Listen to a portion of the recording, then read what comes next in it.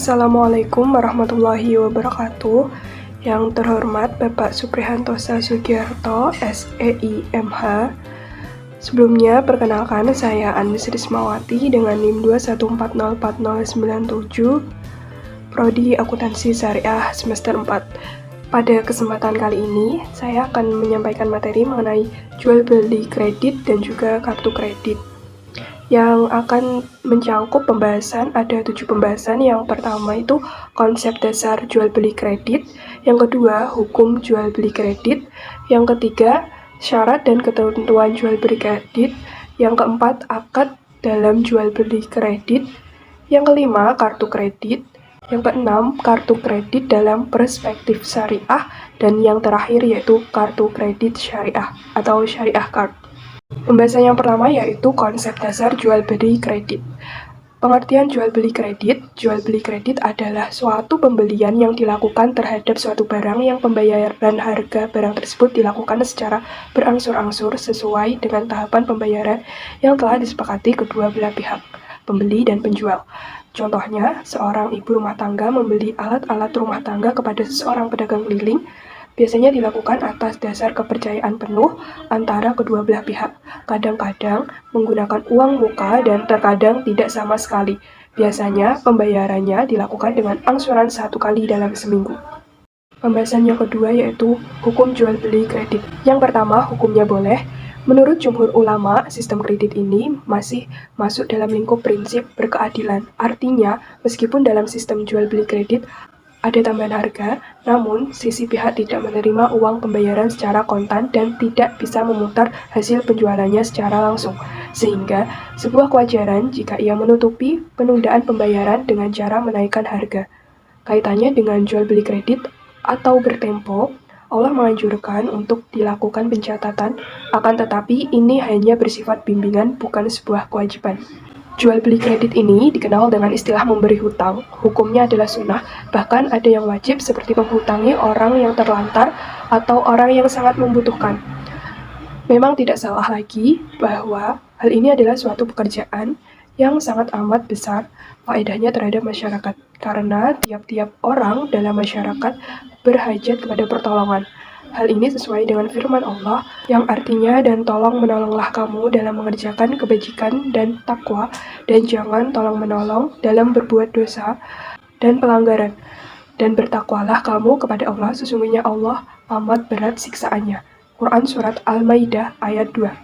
Ayat tersebut memberikan pengertian agar tolong-menolong di antara kaum muslimin terhadap kebajikan, juga termasuk memberikan hutang kepada orang lain, seperti jual beli dengan pembayaran bertempo atau tertunda. Yang kedua, hukumnya haram. Pendapat ini dikemukakan oleh Zaidiyah, salah satu sekte dalam Syiah, Ibadiyah, salah satu sekte dalam Khawarij, Imam Yahya Al-Jassas Al-Hanafi, sebagian ulama Syafi'iyah, sebagian ulama Hanabilah, dan Zahiriyah. Hai orang-orang yang beriman, janganlah kamu memakan harta sesamamu dengan jalan yang batil, kecuali dengan jalan perniagaan yang berlaku dengan suka sama suka di antara kamu. Quran Surat An-Nisa ayat 29. Ayat tersebut menjelaskan bahwa suka sama suka menjadi syarat halalnya perniagaan dan laba yang diperbolehkan darinya.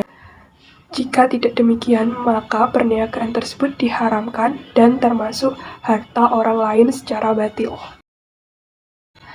Selanjutnya yaitu syarat dan ketentuan jual beli kredit. Yang pertama, penundaan waktu pembayaran. Agar penundaan waktu pembayaran dan angsuran menjadi sah, maka harus memenuhi syarat-syarat sebagai berikut. Yang pertama, harga kredit termasuk utang. Yang kedua, harga pembayarannya bukan merupakan ganti penukaran uang, dan harga pembayaran yang diserahkan bukan dalam jual beli saham. Yang ketiga, tidak adanya unsur kecurangan dan keji pada harga. Yang keempat, mengetahui harta pertama apabila jual beli secara kredit terjadi dalam wilayah jual beli saling percaya antara penjual dan pembeli. Yang kelima, tidak adanya persyaratan dalam jual beli sistem kredit ini. Dan yang keenam, dalam akad jual beli secara kredit, penjual tidak boleh membeli kepada pembeli, baik pada saat akad maupun sesudahnya, menambah harga pembayaran atau keuntungan ketika pihak yang berhutang terlambat membayar hutangnya. Dan yang ketujuh, syarat yang terakhir yaitu tujuan pembeli membeli barang dagangan dengan harga kredit yang lebih tinggi daripada harga cash adalah agar ia dapat memanfaatkannya segera atau untuk diperdagangkan kembali. Yang kedua, penetapan harga. Jumhur ulama telah sepakat bahwa Islam menjunjung tinggi mekanisme pasar bebas. Maka mereka juga bersepakat bahwa hanya dalam kondisi tertentu pemerintah dapat melakukan kebijakan penetapan harga. Prinsip dari kebijakan ini adalah mengupayakan harga agar kembali kepada harga yang adil, harga yang normal atau wajar, atau harga pasar. Adanya suatu harga yang adil telah menjadi pegangan yang berdasar dalam transaksi yang islami. Pada prinsipnya, transaksi jual beli harus dilakukan pada harga yang adil sebab ia adalah cermin dari komitmen syariat Islam terhadap keadilan yang menyeluruh. Selanjutnya yaitu akad dalam jual beli kredit. Dalam jual beli kredit dapat menggunakan dua akad. Yang pertama yaitu murabahah. Murabahah adalah prinsip yang diterapkan melalui mekanisme jual beli barang secara cicilan dengan penambahan margin keuntungan bagi bank. Porsi pembiayaan dengan akad murabahah saat ini berkontribusi 60% dari total pembiayaan perbankan syariah Indonesia. Nilai keuntungan yang didapat suatu bank tergantung pada margin laba. Nah, pembiayaan akad murabahah adalah dijalankan dengan basis ribun atau laba melalui jual beli secara cicil maupun tunai. Murabahah adalah akad yang di dalamnya terbagi ke dalam dua jenis mekanisme, di antaranya yaitu murabahah dengan tunai.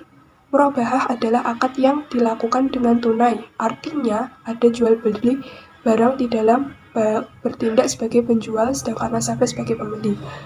Yang kedua yaitu murabahah dengan cicilan atau bisman ajil. Nah, pada jual beli kredit ini dapat menggunakan murabahah yang kedua yaitu murabahah dengan cicilan misban ajil.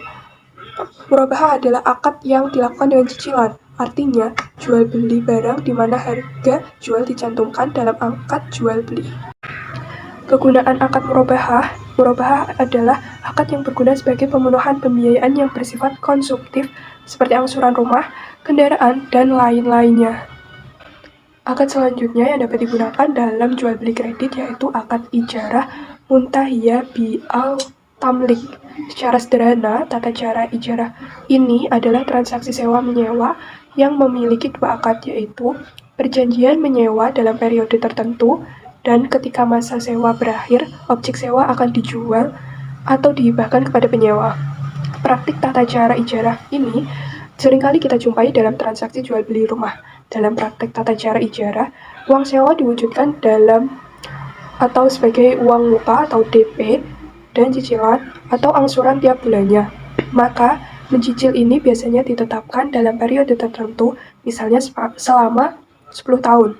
Kemudian, jika masa sewa sudah mencapai 10 tahun, maka rumah tersebut menjadi milik penyewa. Selanjutnya yaitu kartu kredit. Kartu kredit adalah alat pembayaran dengan menggunakan kartu yang dapat digunakan untuk melakukan pembayaran atas kewajiban yang timbul dari suatu kegiatan ekonomi, termasuk transaksi pembelanjaan dan atau untuk melakukan penarikan tunai di mana kewajiban pembayaran pemegang kartu dipenuhi terlebih dahulu oleh penerbit. Pemegang kartu berkewajiban melakukan pelunasan kewajiban pembayaran tersebut pada waktu yang disepakati, baik secara sekaligus ataupun secara angsuran. Kartu kredit adalah alat pembayaran secara non-tunai dengan menggunakan kartu yang diterbitkan oleh bank. Kartu kredit dapat membantu untuk melakukan transaksi di awal dan dibayarkan oleh bank, namun pada akhirnya seseorang harus membayar nominal yang sudah ditentukan oleh pihak bank setiap awal bulan ke bank bersangkutan. Dengan menggunakan kartu kredit, bank akan memfasilitasi untuk mempunyai waktu yang fleksibel dalam transaksi karena dapat dilakukan secara online. Selanjutnya yaitu kartu kredit dalam perspektif syariah. Para pemegang kartu kredit mendapatkan jaminan transaksi dari pihak-pihak penyelenggara kartu kredit. Pemegang kartu akan dijaminkan pinjaman dana dalam setiap transaksi yang digunakan, dan terakhir pemegang kartu telah menjadikan pihak bank sebagai penjaminnya untuk melakukan pelunasan transaksi. Atas dasar itulah sebagian besar ulama fikih melarang penggunaan kartu kredit bagi umat Islam karena terindikasi adanya praktik riba. Seperti yang sudah diketahui bersama, setiap transaksi penggunaan kartu kredit, para pemegang kartu dituntut untuk tunduk pada aturan yang sebelumnya sudah disepakati bersama. Adapun aturan tersebut umumnya mengharuskan pemegang kartu untuk membayar riba atau denda-denda finansial bila terlambat menutupi hutangnya. Dalam beberapa kasus, apabila pemegang kartu kredit tidak dapat memenuhi pembayarannya dan harus tersandung denda yang diganjarkan, hal tersebut merupakan sebuah praktek riba. Denda semacam itu termasuk riba yang jelas dan tidak pantas diperdebatkan. Apabila penggunaan kartu kredit tidaklah dibebankan dengan bunga, maka penggunaan kartu kredit sah-sah saja digunakan. Dan yang terakhir yaitu ada kartu kredit syariah. Berdasarkan Fatwa Dewan Syariah Nasional DSN nomor 54/DSN MUI/X/2006, Syariah Card adalah kartu yang berfungsi seperti kartu kredit yang hubungan hukum berdasarkan sistem yang sudah ada antara pihak, yaitu pihak penerbit kartu, pemegang kartu, dan penerima kartu. Berdasarkan prinsip syariah, sebagaimana diatur dalam fatwa tersebut, Syariah Card merupakan layanan yang berfungsi seperti kartu kredit berbasis prinsip syariah untuk mengakomodir kebutuhan transaksi keuangan bagi umat muslim. Dan masyarakat non-muslim juga diperbolehkan untuk memanfaatkannya. Kelebihan penggunaan kartu kredit syariah yang pertama yaitu memenuhi prinsip syariah karena bank penerbit harus menguji kesesuaiannya dengan fatwa DSN. Yang kedua, memiliki skema perjanjian. Yang ketiga, tidak mengenakan sistem bunga. Yang keempat, biaya administrasi umumnya lebih murah meski mengganti sistem bunga dengan biaya administrasi. Besaran fee yang dibayarkan pengguna pada umumnya lebih rendah daripada suku bunga yang dipakai kartu kredit konvensional. Yang kelima yaitu dana tunggakan digunakan untuk kegiatan sosial yang bermanfaat untuk masyarakat. Terima kasih, itulah penyampaian materi yang dapat saya sampaikan. Apabila ada salah kata, saya mohon maaf. Wabillahi taufik wal hidayah, waridho wal inayah. Wassalamualaikum warahmatullahi wabarakatuh.